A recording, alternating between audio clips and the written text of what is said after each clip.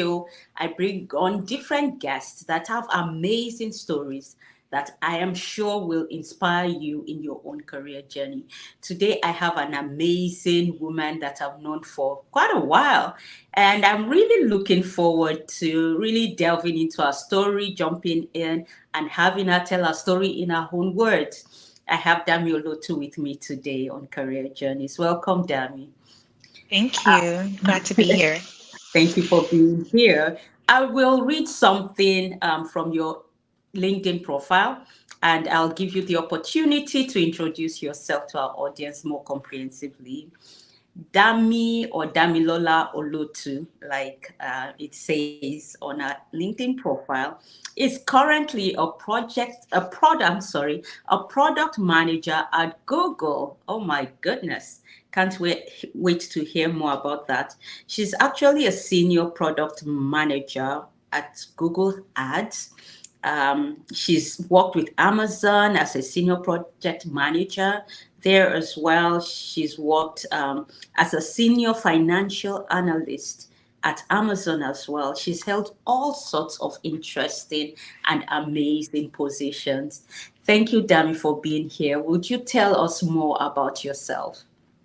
Sure. And I will start with my career, and then, as the conversation evolves, happy to share more about myself that's not necessarily specifically career related. Um, so I'll go chronologically. I started off in economics and business and began my career as a wealth advisor, hustling the streets of Chicago, selling insurance and investment products to individuals. And then I went back to business school after doing that for a couple years and running that financial practice and started, that was my first real pivot. And what you'll come to see is pivots as sort of maybe the one thing that's been constant throughout my career. I've held a bunch of different positions. So when I left that job and went back to business school, I moved into strategy and specifically turnaround strategy, helping companies think through what are the ways that we can make profit despite being cost constrained, which is a really, really difficult thing to do because typically revenue costs money. So that was really the crux of my job. And I did that for a couple of years and then got recruited into Amazon because Amazon was starting a small team at the time to figure out drone delivery. A package delivery via drone. And they had a big team of engineers and research scientists, but they didn't have business people to help them say, where should we deliver packages? What kind of packages should we deliver? How might this affect Amazon's ecosystem as a whole? So I was the first full-time person hired into that role to help them figure out the business case for drone delivery. And a bunch of the things I was doing in that team ultimately started to transition into technical requirements for the type of drone that we should build. For example, if you're delivering bananas, that drone looks quite different from a drone that's delivering an iPhone that has a battery in it.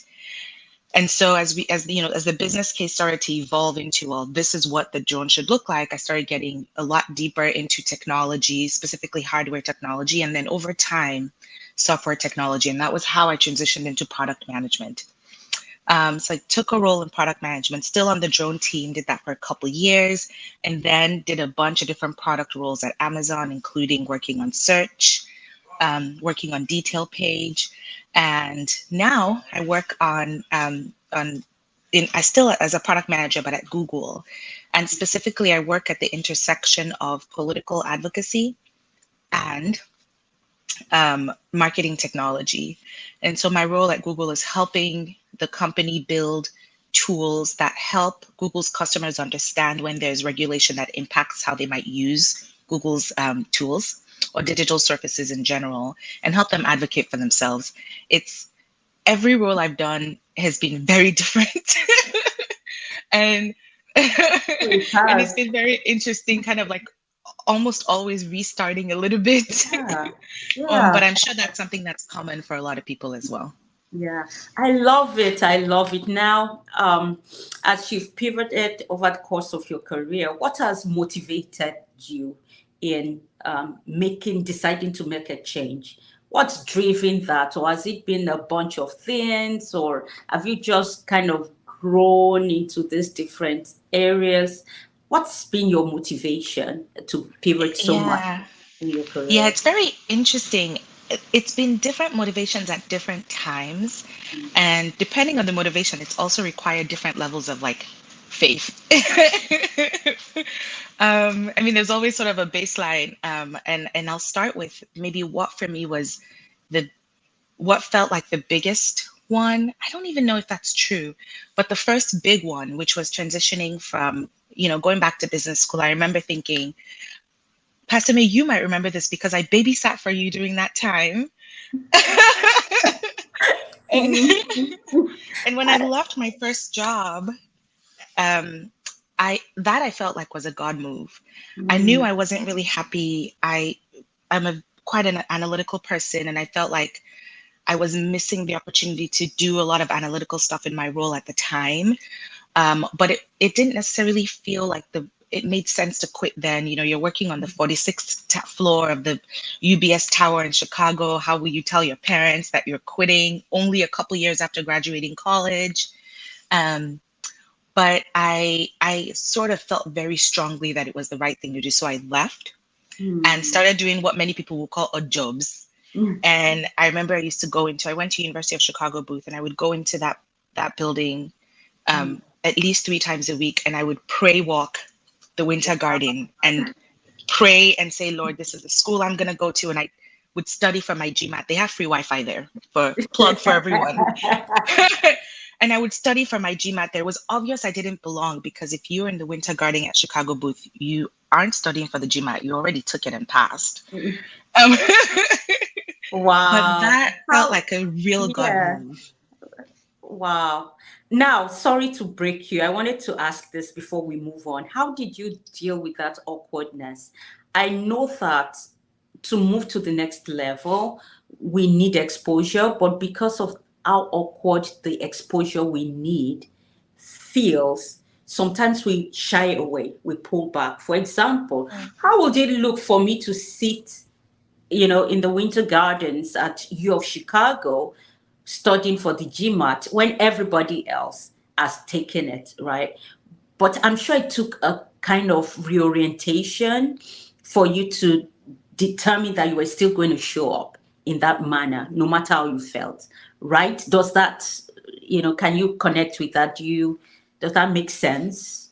It does. I think that's true. And I think maybe what I'll say is the first couple times is only when it's hard. After you've done it once or twice, it starts to become a thing that you're like, oh, I can do. I did this yesterday. So you already start to find your space. And I think what is most scary is thinking that you can't find a space in new place. That's I think what's hardest. Um, I will say I have call it rituals. There is a song, and this is there are things I do when I am starting, when I have a job interview, when I'm going to be in a new space. One of them is I pray. And I hate to make this about just like, but these are the things that I do. I say a quick prayer and I'm like, Lord, this ain't just me. This is two of us. So let's make it work. Two, there is a verse that a friend had sent to me years ago. And it says there's a spirit within man, the spirit of the Almighty that breathes intelligence. Mm, And I remind myself about that. And then the third thing I do is I listen to one song, The Blessings of Abraham. mm, And it's a hype song and it says, go get your inheritance. And I'm like, yes, I'm going to go get it. And that's my ritual mm. whenever I'm going into a new space. And then Good to know. I'm sure someone will take something from that. Very good to know. It's gotten you somewhere, right? I mean, I do it before every big moment, job interviews, big meetings with like a senior vice president I've never been in front of. When I took my job at Amazon, very early on, people didn't have meetings with Jeff Wilke, who was the CEO of consumer at the time, especially not in the first year of that career. But because the job was so niche, I had my first meeting with Jeff Wilke within my first 6 months at the company. I was in the bathroom listening to The Blessings of Abraham on repeats beforehand.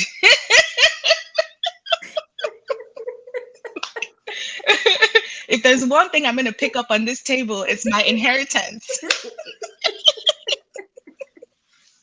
There you But go. honestly, yeah, it's only hard the first couple times. After that, it just becomes a thing you've done before Hmm. Oh, wow. and it gets Wow. easier. Amazing. Amazing. Thanks for sharing Mhm. that. Now continue Mhm. your story. I know I I So broke it.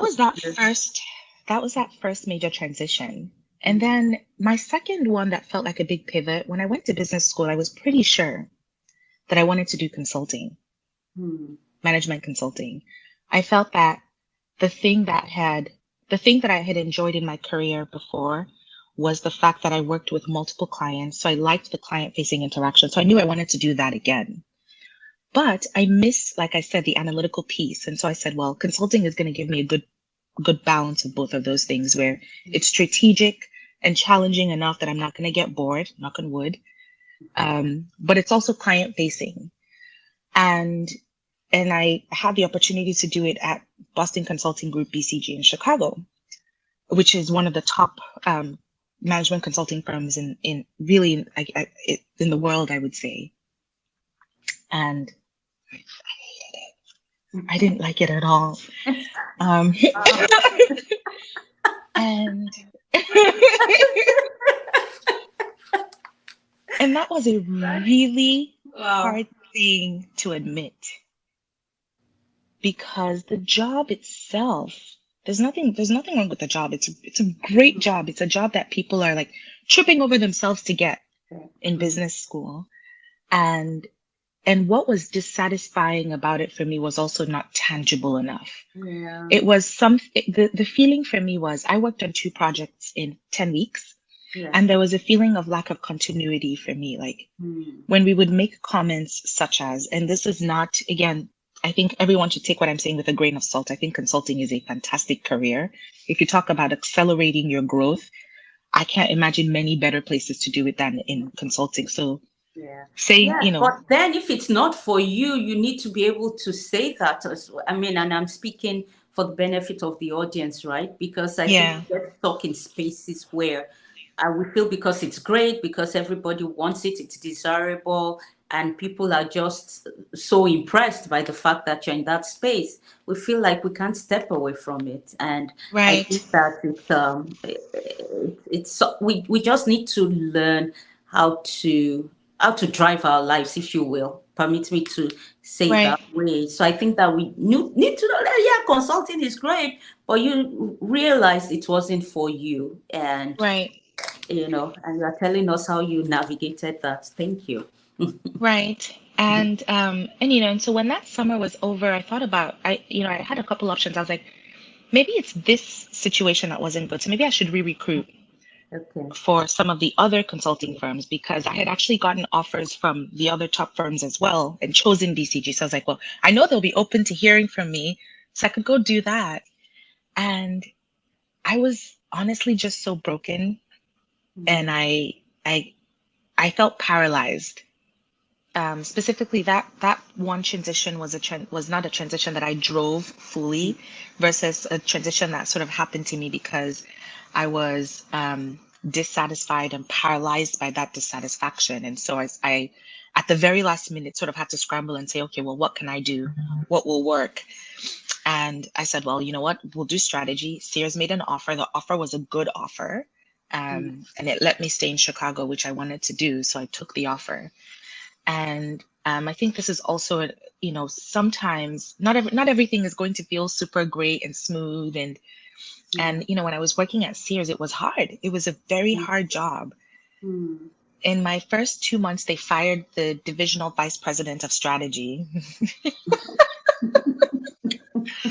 So then I started reporting into the group president of that particular business unit, and I was over all of Sears' biggest businesses.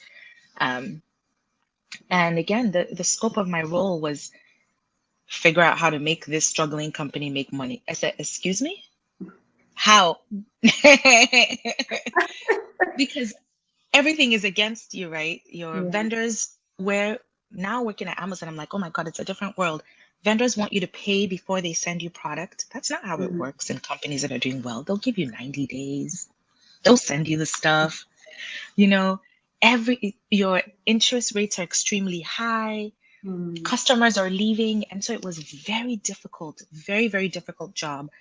But it sort of taught me a lot of scrappiness, if you would, to to use a buzzword, but it taught me to think creatively in ways that aren't traditional yeah. and to say, well, sometimes you can't fix a thing by making small incremental changes. You just got to overhaul the whole system.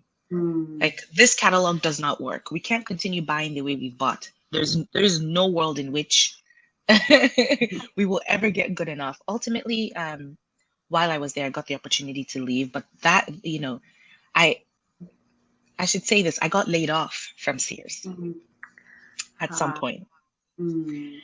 And the day that I got laid off, I didn't know I was being laid off because I had been working on the company restructuring. So I had built the model that we would use to decide See who what a would go. myself, Talk the about doing CFO, your job too well. the CFO at the time, and we had walked through all of the emotional and the non-emotional parts of this. There was also a way to lay off, right? You would have HR in the room, and we tried not to talk about names and instead thought about like numbers. Based on blah blah blah, we need 12 people in this role. There are 15, so three gotta go, and that's just it. And so when I got called into my manager's office that day, first of all, there was no HR, so there's no way I could have been laid off. And then he gave me this speech. The speech wasn't what we had written, too. So I'm like, this sounds like a job transition. I said, okay, so Yeah. how long do I have Oh to my find a new goodness. role? He said, no, you have to leave today. I said, what? Today? I didn't drive to work today. I took the bus. I can't, how am I Oh, going to carry my stuff home? That makes no sense. oh wow. But talk about God. 120 people were laid off that day from Sears. 119 were escorted out to the Oh, premises within 20 minutes of being laid off. And I was allowed to stay and go talk to all the connections I had made. I was giving till the end of day to leave, so why do you which think that was? is Why because did I'm they God's favorites. I love that. Yeah. I I don't know, love Pastor that. May. I Wow. think I think there's maybe I can think about a bunch of different reasons. One of them could be my relationship with the senior management at the time. Mm, One of them could be because I asked and other people didn't ask, mm. which I don't know is true. Okay. But I also think maybe a big one is also truly just favor. Yeah. Wow. I Wow. think so. Wow. Um, because in that Amazing. time,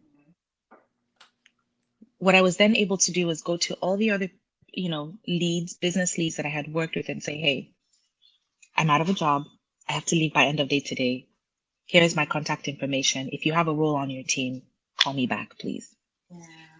And I spoke to maybe 10 leaders that day. I just like went knocking on their doors. Wow. That was quick thinking on your part too. And we may also say with the wisdom of God at play, because how did you recover so fast? Right. And, start thinking of next steps rather than just taking like 3 weeks or whatever to recover from the shock of being laid off, Hmm. right? And the same Yeah. way you've talked to 10 people, you've given them your contact, and you've made, you know, at least that connection that you could keep benefiting from even after the fact, right? Yeah. It's actually something I learned while I was in sales when I was a wealth advisor. They would Mm, always say, because I mean, a lot of doors get shut in your face, right? Nobody wants to talk about this stuff. And they would say, the most important thing is your recovery time. okay. Hmm. So the shorter your recovery time is, over time, the more successful you will be because fundamentally, what you cannot avoid is falling. Yeah. So how short can you make the space between the fall today and the fall tomorrow? Mm, Recover fast because another fall is coming. And so mm, I try to remember that in moments that feel like, ah, what in the world is yeah, happening now? Is yeah, Lord, how can I shorten? What is the thing that I can do for myself? And sometimes it works, sometimes it doesn't. yeah. But more often than not, I have found that like I am able to shorten my recovery time. And so I think that's I'll repeat what I was saying earlier, Mm, which is that was the thing that I learned, and it was very important is how to shorten your recovery time. mm, Because the one thing that's sure is that you'll have those falls. yeah, yeah. Um, and so, I did get hired back at Sears. Um, How long did it take? What was the 3 weeks. 3 weeks? Oh wow, amazing. 3 weeks. Yeah, amazing. Interviewed for a couple roles, Mm-hmm. actually a few roles. A few of the people I'd spoken to gave me some offers. Yeah. When I got hired back, I chose to take 7 more weeks before I came back because I had already gotten a severance. And I'm like, what I'm not gonna do is come back when I could be sitting home earning free money. So I stayed There home. you go. So Wow, um, beautiful. I love it. Yeah. yeah. So that ended up working out well, even though it was, the 3 weeks and finding what next to do was quite challenging. But what it did force me to do was revamp my resume, put it out there, start talking to a ton of other companies, and kind of, just started putting my name out there again. Um, and when I went back to Sears, I decided I wasn't gonna stay. So I didn't actually unpack my things. I left my things in a box. Wow. And I told myself, I'm here for a few months, and when the right opportunity comes, which it will, I'm gonna leave. And so when Amazon reached out and they said, "Hey, we're doing this new thing," and they wouldn't tell me what it was yet, and they said it has to do with what was the word they had used at the time? Um, Not transportation, but I remember coding it as like something that has to do with movement, which I love. I like all types of automate. You know, First of all, I love automation, but I also love automotive type stuff. Like if it moves, if it flies, if it drives on water, okay, count me in. And so it's like, what could they be building? It's either a plane or a ship, and both of those sound really cool. Yeah. Wow. So you can sign me up. Yeah. So that's how that transition happened was I think the faith of just saying I'm not gonna stay here Yeah. and and um and having already done the work of putting my resume out there again and starting to talk to people. Can you speak about how important it is to stay ready and not to be looking for a safe space, especially once you've determined that that's not where you want to be long term, right? Just speak to that. Yeah, Because, yes, going back to Sears and not looking for just the safety of that environment, but right. staying prepared for better opportunities. I think that that has, it sounds like that has served you very well. Yeah, And you speak to that and just maybe talk about it, not just relating it to this particular situation with Sears, but just looking at your career as a whole and how maybe that attitude has just maybe helped you if it has. And yeah, no, it definitely has. It definitely has. I think there are two things that come from. So first of all, I agree with the staying ready.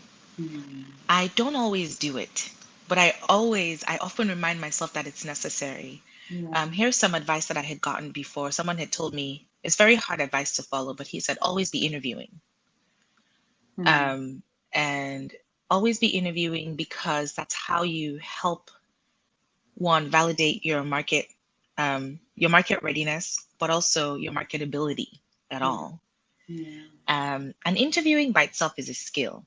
mm, So there were points in my career when I would just dust off my resume and just an interview for the sake of interviewing. Mm. Now I take that advice to be a little bit different.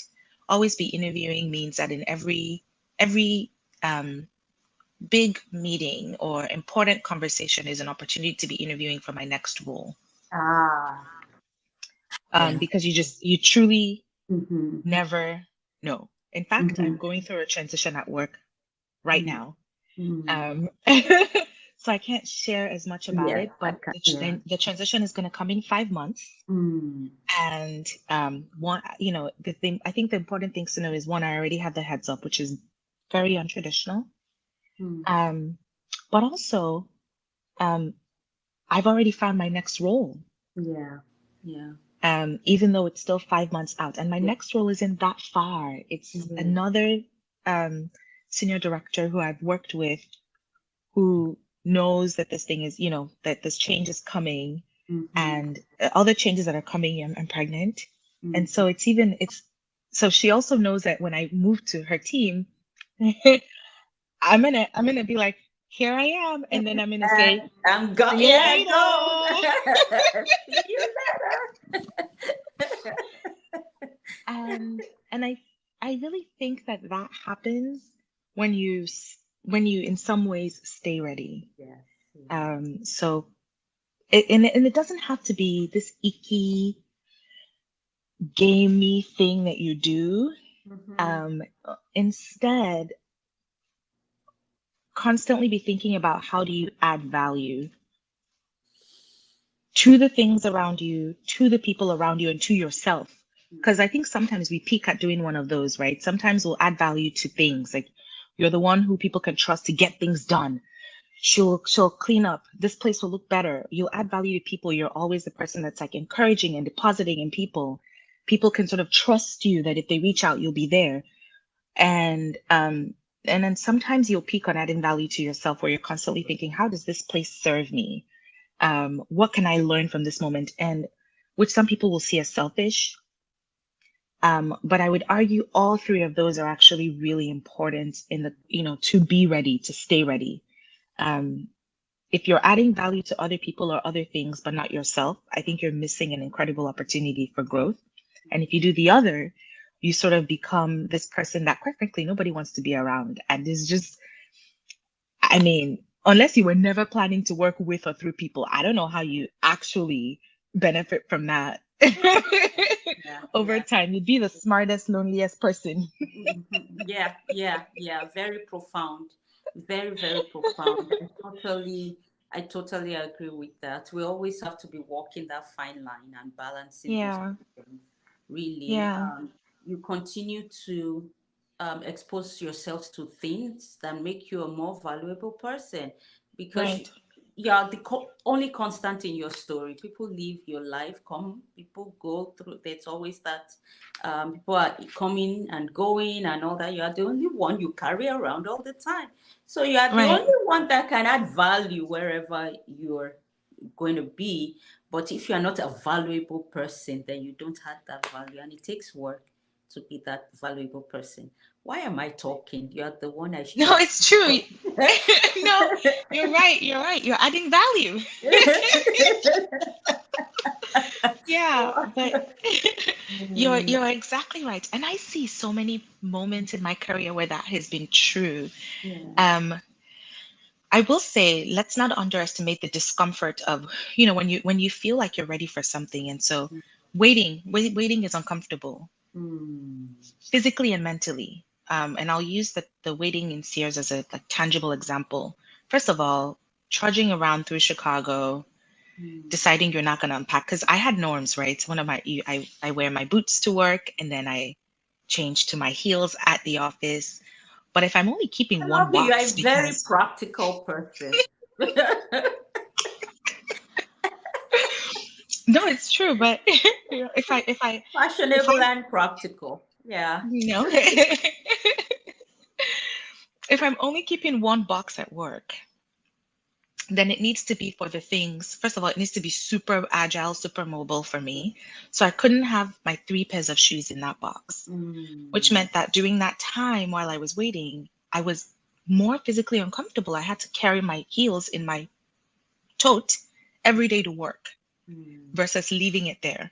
So Yeah. there are things that sort of come with, and that's just like the physical part of that. Then there's the mental discomfort of, I want to be excellent in everything that I do. I want to be really good at it.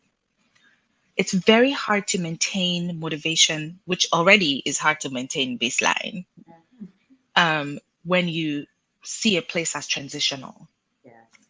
And so Mm-hmm. there's also that mental struggle of, ugh, I gotta show up Yeah. today still. I still have to show up, Mm-hmm. even though I think I want to be gone tomorrow. Yeah. Yeah. Um, and that struggle is true whenever we're trying to be ready. I'm facing that struggle now. I'll Mm. speak about another big transition when I moved from finance at Amazon into product management, which is a big jump. I'm really intrigued by that. Yeah, please. Yeah. um, uh, you know, a portion of the work is adjacent. As a product manager, our jobs are fundamentally a few things. One of them is understanding, and I would argue this is maybe the most important thing, understanding the needs of a customer. What do people need? What do they want? What are they willing and able to pay for? mhm. Um, and then the other part is then marrying that with the right technology to answer those needs. That former part, the needs gathering and the understanding of both a customer and the business situation and like that willingness to pay came a little bit easy and natural to me because I'd already been doing strategy.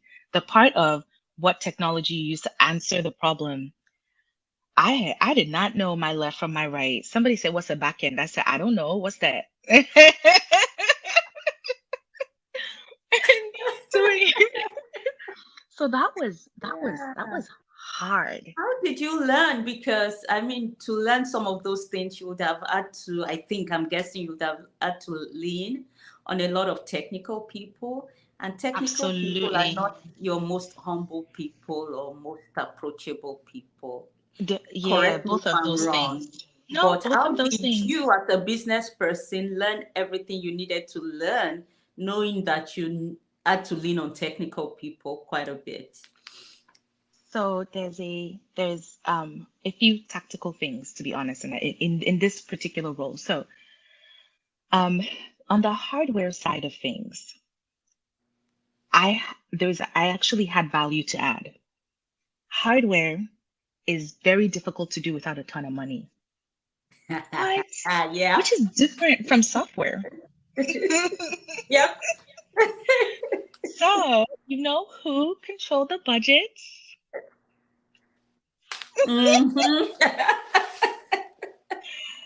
And it wasn't about being sort of using my situation just for my benefit, but the reality was I did have value to exchange, and the Yes. value there was I could help them think through. I mean, it's the small decisions. You want to create this prototype, and well, how do you make a case for it? And so I would literally help at the time our top um, camera engineers, our top motor engineers write their business cases. And so we kind of became friendly, and I was at work late anyway, and they're at work all the time because these are people that can't work from home. A lot of times their simulation stuff is in the office. It's too big. They can't take it home. They're in the Mhm, labs. mhm. So we ended up developing friendships and common language, which the language is super important with a lot of technical, nerdy people. And I love that I'm hearing. I mean, you are speaking my language, and I'm like, wow, this is Dami that I have always known as a business person. She's talking prototypes, she's talking backend, she's talking hardware. Like, oh my gosh, we've had you trained right. Then you know, you guys, you have trained me. But they taught me a lot of things, like seemingly simple things. If you trade things like you trade weight for speed, I mean, they just taught me so much, and that helped a lot. And then when I decided I definitely wanted to leave finance and I was going to move, there was still a big gap because all these things are things I had picked up on the job, but the biggest gap for me was on the software side because I interacted less with those people again because they didn't have as much of a need. And so I actually just would hang around the kitchen and wait for some of the software engineers and like try to start up conversations with them. And then I met a couple of them. Andy Blackard, if he listens, Andy, appreciate you. Um, and I scheduled an hour a week with this man for almost 3 months. And he would just teach me. So he would we would come up we would have a and also a good friend of mine, Amma, as well. She's a software engineer, but she wasn't at Amazon. She was a software engineer consultant. So we would start a business problem, and it would be something simple like, how might you design these earbuds? But not the hardware of it, like how might you design the thing? And then they'd say, okay, well, you build the architecture. And I draw up some nonsense the way that it made sense to me as a like relatively analytical but definitely not technical person. And then they'd say, okay, here's where I wouldn't do that. Here's what I would do different. And then over the course of 3 months, I just got a ton better at thinking in those terms and thinking about what are the pieces that you need to bring a system to life and then sustain that system over time. And I'm still not an engineer by any means. I will never be. I don't code, which a lot of product managers come from a computer science background. But just that intentional lessons from these two people, Andy and Amma, completely changed the game for me. I also bought a book. It was a recommendation from a friend, and it's called Software Architecture and Practice. Yeah. And there's a third of that book that's really relevant to, it's mostly of it, for the most part, it's not a business book, but there's a third of it that's really approachable to all people. And that's another thing that helped me get up to speed on that change, so that I could be functional and useful Mm. as a product manager over Yeah. time. Yeah. Wow, I am so impressed by your dedication to excellence at your job, you know. Yeah. Your readiness to do whatever it takes to actually do your job and do it right. Aww. I'm so impressed. Wow, amazing. Oh, Now it sounds like you have quite a rich network. I want you to kind of educate the audience today on how best to go about curating a network that will serve you. And I know you to be a very practical person. I know that you'll shed some light on that because networking for some people just sounds like a big chore. Like, oh my God, do I have to do that? But yeah, you have to network. You have to know people it's in true. order to get into certain spaces, right? So, but what's your approach to networking? How do you make it fun, Yeah, exciting, and how do you make it easier for you, right? yeah. Um, It's really I've done both ways.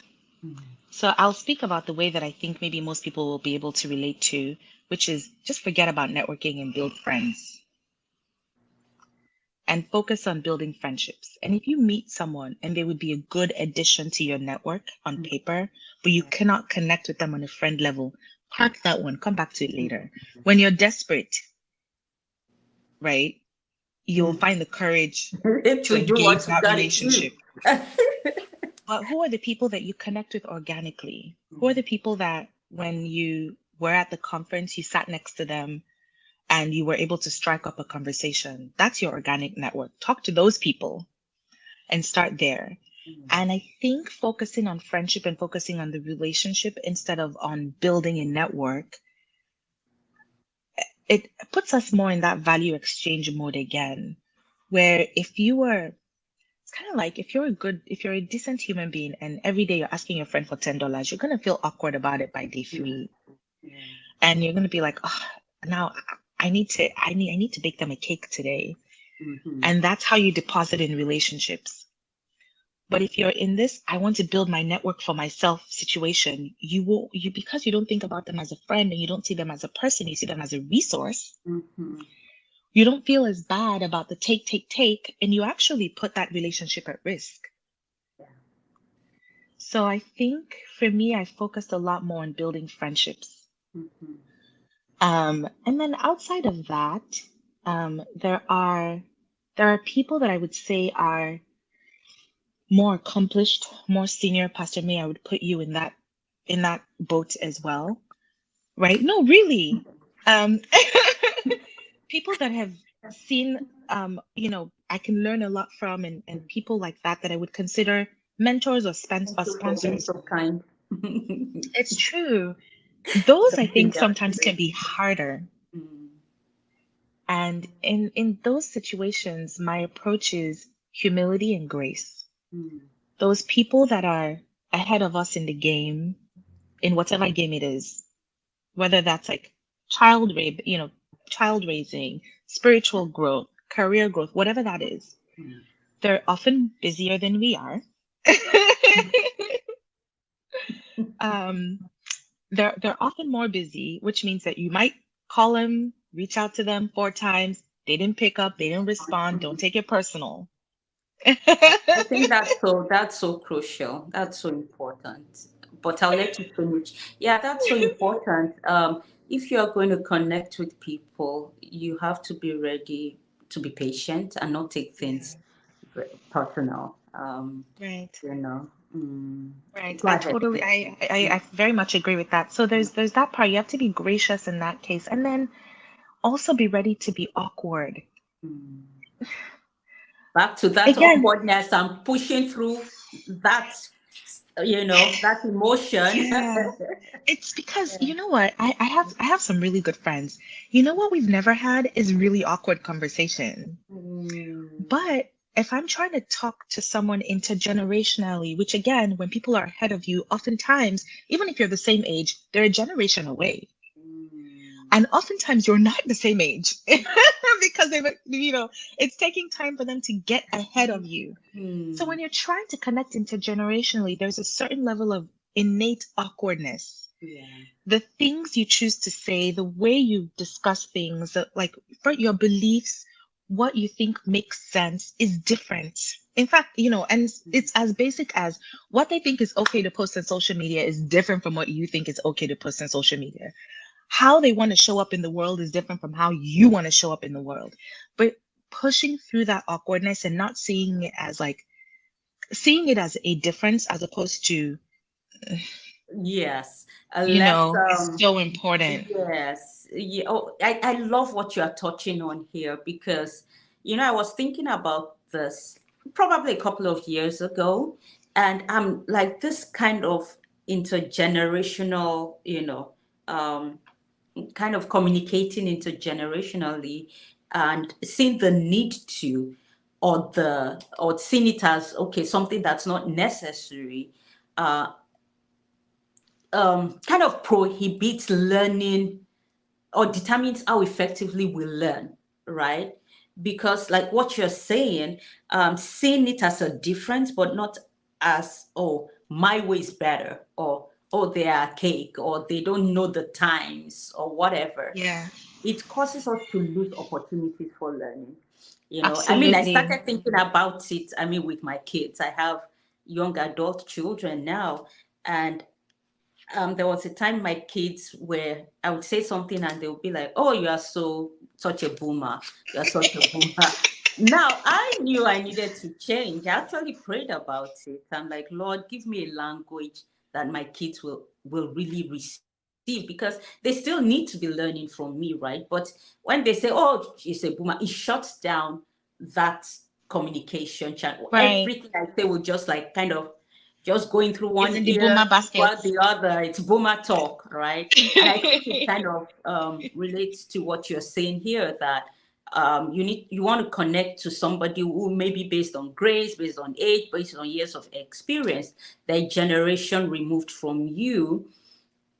They may do things that may seem boomerish, Yeah. but not judging that as, oh, okay, oh, there's a certain way or whatever, but they are just different, is so Yeah. important and crucial to our learning. Or we will Yeah, I never agree with learn, that. but people will to learn from. And I have to I remind 100% myself agree of with the that. same thing too, like learning from people that, again, like you said, a generation removed from me, Yeah. right? Yeah. Yeah. I agree. And so those are maybe the two things I'd say for networking Mm, outside of our comfort zone. It's that grace to those people, and also I would call it maybe the humility and the openness to mm, connect that intergenerationally. I think that's very critical. Um, and then so there's there's those, one, just seek friends. Two, be open to connect to people who are not in that same space as you are. And then I think the third thing I'd say is be willing to let some of the relationships go. Mm, Um, there are people that I have met that I think are so inspirational or so aspirational. Um, mm, and we connected organically and we've, done all the things. And then sometimes the relationship sort of takes its course. mm, And I'm like, oh, I have to keep feeding this. So I got to reach out to them quarterly, like I said I would, and mm. grab coffee, like I said Like I I said, I would. would. Um, Yeah. and because I want to feed that relationship, and I don't know, maybe 10 years from now they will be going to Mars and they'll invite me on their rocket ship. And you know what? Life can't be this like thing that you just plan so meticulously all the time. And I've started to just trust that more than the things that I do, God is going to make the right the right spaces, all that stuff will ultimately work out well. So it is okay if this relationship has to die for any reason. Like, it's okay if it has to die because I'm moving out of town and I don't have the energy to keep in touch. It's okay if it has to die because actually I'm finding out that our values are different. And even though there's something I can learn and glean from them, fundamentally, every time I'm in this conversation, there's a value mismatch that leaves me drained. That's okay. There will be whatever that hole is that I was hoping that they will fill. God is big enough to fill that hole when the time comes. Yeah. So that's also the third thing that's giving me a lot of peace and grace. Like, I said I would follow up, or I did not follow up. It's okay, there'll be another one. Oh, There'll be that's another one amazing. later. Yeah, I love it. Yeah, I love it.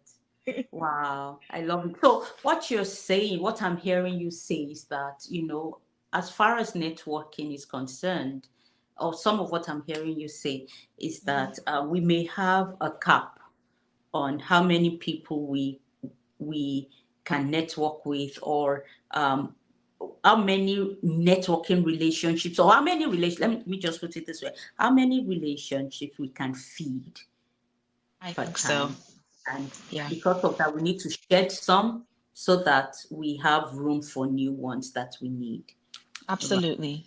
Mm, Absolutely. And you just have to trust that we all make mistakes and we'll ruffle feathers at some point. But you have to trust that if you're ultimately walking in love and mm, grace and some wisdom, yeah.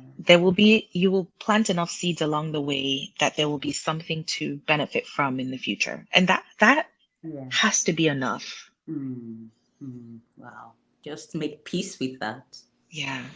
It's enough. I'm doing what I can, and And that's good enough. everything else is okay. Wow, beautiful.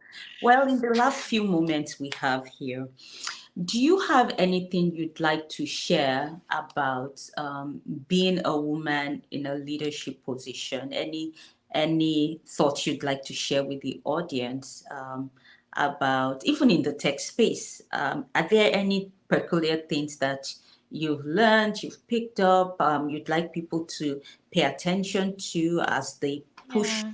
to be in spaces like that, that you'd like to share? Yeah. I think I'm still learning on this one. Mm, Um, but I will say one of the things that I have learned and I've freed myself from is the pressure to show up in the way to show up in what I would consider masculine energy. yeah. I remember I used to think, well, you know what, business decisions are made on the golf course, so I gotta go learn how to play golf. I gotta learn a thing or two about sports because they show up every day now. They're like, well, the I don't even know any one of the teams. The blah blah blah did the blah blah blah, and I'm like, did they? Yes. Look at that throw.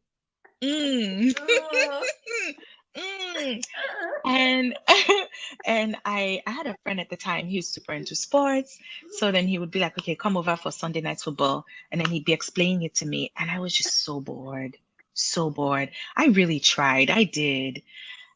But that's something that I've now let go of. And I thought it would hurt my career, and it hasn't at all.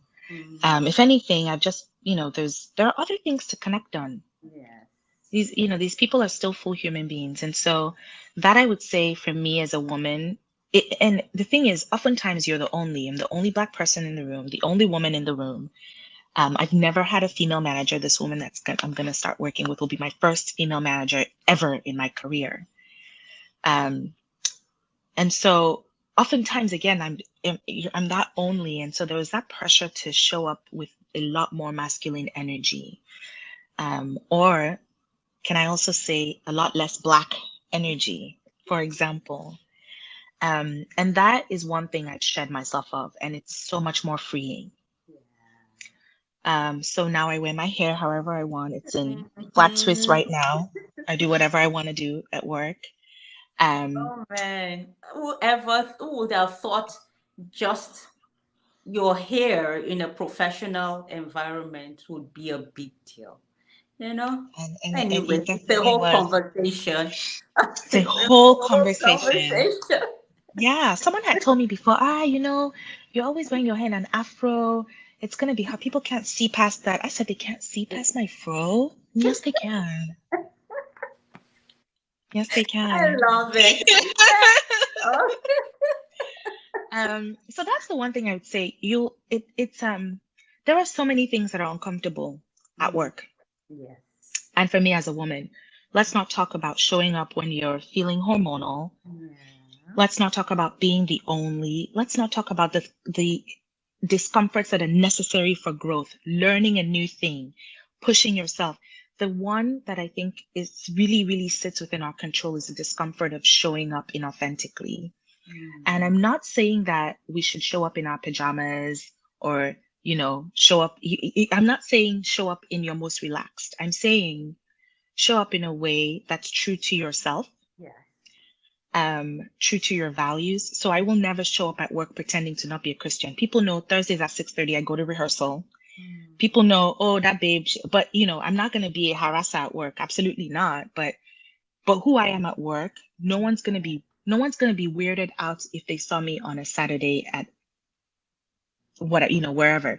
The same thing when I show up in other spaces in church. No one's going to be weirded out when they see me on a Friday morning. They're like, this is, I'm not shocked she did that. yeah. Yeah. Oh, I love it. Oh, love And it. so I love that I it. would Yeah. say is the thing I've learned. That's Mm, probably, I'm still learning, Sha, a lot on that one. yeah. Yeah. Yeah, I mean, show up in as authentic a manner as will make you comfortable enough to do your best work, Right. where you are not Right. distracted by all the work you are doing to pretend to be who you are not. It's a lot of work to be somebody other than who you are. And when all that is going on in your head, okay, I should do this. Right. Like, free up that space to do your work. You do. Yeah, this space is really needed. There's a lot of work to be done. Yes, there's a lot of work to be done. Wow, this has really, really been good. This has been a really good time. Absolutely. Thank It's you been for so making fun. time to be on Career Journeys, and thank you for sharing from your heart. I enjoyed interviewing you. I enjoyed hearing some back end to some of the stories that I know the front end to.